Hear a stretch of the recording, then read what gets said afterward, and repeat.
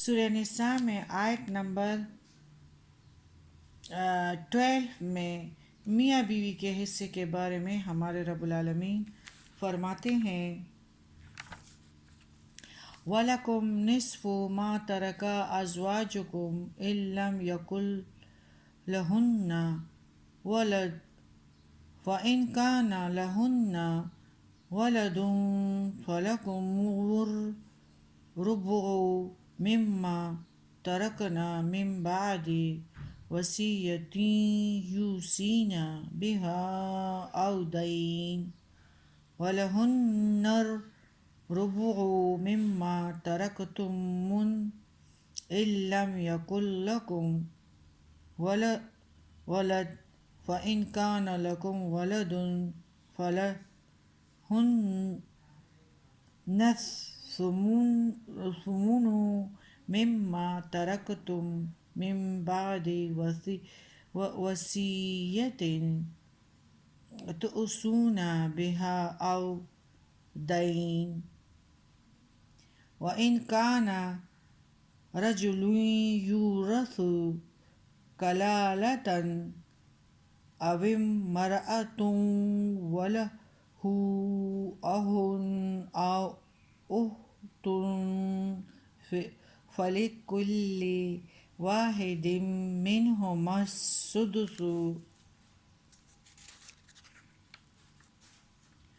فَإِن كَانُوا أَكْثَرَ مِن ذَلِكَ فَهُمْ شُرَكَاءُ فِي الثُّلُثِ مِن بَعْدِ وَصِيَّةٍ يُوصَى بِهَا أَوْ دَيْنٍ غَيْرَ مُضَارٍّ وَصِيَّةً مِّنَ اللَّهِ وَاللَّهُ عَلِيمٌ حلیم۔ ہمارے رب العالمین فرماتے ہیں کہ میاں بیوی کا حصہ اور تمہارا آدھا مال ہے جو کہ تمہاری عورتیں چھوڑ مریں اگر ان کے اولاد نہ ہو، پھر اگر ان کی اولاد ہے تو جو چھوڑ گئی ہیں اس میں سے تمہارے لیے چوتھائی ہے، وصیت کے بعد جو وہ کر گئی یا قرض کے بعد عورتوں کے لیے چوتھائی مال ہے اس میں سے جو تم چھوڑ مرو اگر تمہارے اولاد نہ ہو، اگر تمہارے اولاد ہے تو ان کے لیے 8واں حصہ ہے جو تم چھوڑ مرو وصیت کے بعد جو تم کرو مرد یا قرض کے بعد، یعنی جب تم لوگ مر جاؤ وصیت کرو لیکن سب سے پہلے آواز جنازے کے ٹائم آواز کو بلند کرنا ہے کہ قرضہ ہے، قرضے کی ادائیگی کے بعد پھر اس وصیت پہ عمل کرنا ہے۔ اور اگر وہ مرد ہے جس کی میراث ہے، باپ بیٹا کچھ نہیں رکھتا، یا ایسی ہی عورت ہو اور اس کے بھائی یا بہن ہے تو ان دونوں میں سے ہر ایک کا چھٹا حصہ ہے۔ اس آیات میں خاوند اور بیوی کی میراث کو بیان کیا گیا ہے، یعنی خاوند کو اس کے بیوی کے مال سے نصف ملے گا۔ عورت کی اولاد نہ ہو اور اگر عورت کی کچھ اولاد ہو، اسی مرد سے ہو یا کسی اور سے، تو مرد کو عورت کے مال سے 1/4 ملے گا، البتہ میراث تقسیم کرنے سے پہلے عورت کی وصیت اور اس پر جو قرض ہو وہ ادا کرنا سب سے پہلے ضروری ہے۔ اسی طرح عورت کو اس کے خاوند کے مال میں 1/4 حصہ ملے گا۔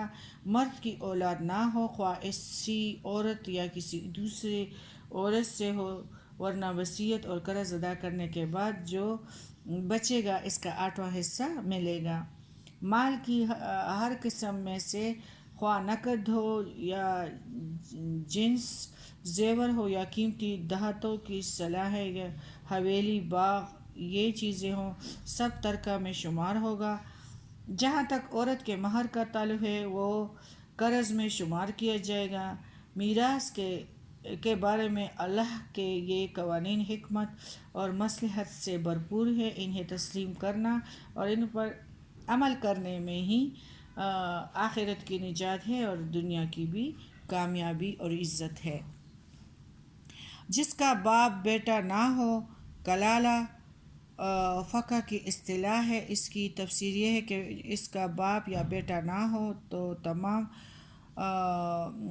فقہ کے ہاں مسلم یعنی جو مسلم ہے، لیکن امام ابو حنیفہ کا قول ہے کہ باپ اور بیٹا نہ ہونے کے ساتھ ساتھ اس کی دادی اور پوتی بھی نہیں ہونی چاہیے. اور اس سلسلے میں جو حکم باپ اور بیٹے کے حصے کے متعلق وہی امام ابو حنیفہ نے دادی اور پوتی کے بارے میں کہا ہے. تاہم اس بارے میں اختلاف رائے بہت سے چلے آ رہے ہیں. یہاں سے ایسے بھائی بہن کی میراث کا ذکر جو صرف ماں میں شریک ہوں. قانون یہ ہے کہ باپ اور بیٹے کے ہوتے ہوئے بہن بھائیوں کو کچھ نہیں ملے گا. اگر باپ اور بیٹا نہ ہو تو بھائی اور بہن کو میراث ملے گی. بھائی اور بہن تین طرح کے ہوتے ہیں. نمبر 1 سکے، جو ماں باپ دونوں ہی شریک ہوں، انہیں آئینی کہتے ہیں. اور دوسرے سوتیلے جو صرف باپ میں شریک ہوں، انہیں الاتی کہتے ہیں. سوتیلے جو صرف ماں میں شریک ہوں، انہیں اخیانی کہا جاتا ہے. اس آیات میں آخری قسم کے بہن بھائی کا ذکر ہے. اگر مرنے والے ماں باپ بیٹا بیٹی کچھ نہ ہو اور اس کے ایک بھائی اور ایک بہن ہانی ہو تو دونوں میں سے ہر ایک کو چھٹا حصہ ملے گا. اخیانی بہن اور بھائی کا حصہ برابر ہے، کسی کم و پیش نہیں. جہاں تک دوسرے دو قسم کے بھائی بہن یعنی آئینی اور الاتی کا تعلق ہے تو ان دونوں قسموں کا حکم اولاد کے مانند ہے. میت کا باپ یا بیٹا کچھ نہ ہو، آئینی بھائی یعنی بہن مقدم ہے. اگر وہ نہ ہو پھر الاتی کی باری آئے گی. سورہ نساء کے آخر میں ان دونوں کی میراث کا مفصل ذکر ہے اور انشاءاللہ پڑھیں گے. اس سلسلہ میں میراث کی تقسیم کے باقی قوانین اس کے بعد بھی بیان کریں گے.